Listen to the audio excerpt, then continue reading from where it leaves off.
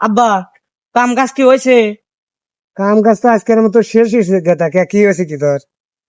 সলঙ্গা বড় বক্তা আইছে, সভা শুনে আসি কেন? বাপ বেটা যায় হেডে বস থেকে সভা শুনে গে।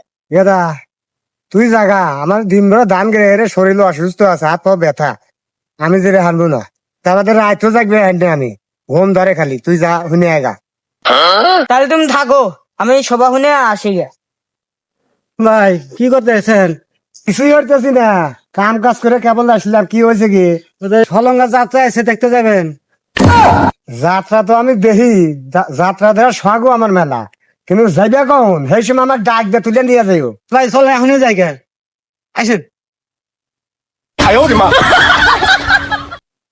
তুমি এই পার্টনার পিস ধরছাও যাত্রা পেনি গে। জীবনে না উত্তর নেঙ্গু সোজা হবো না।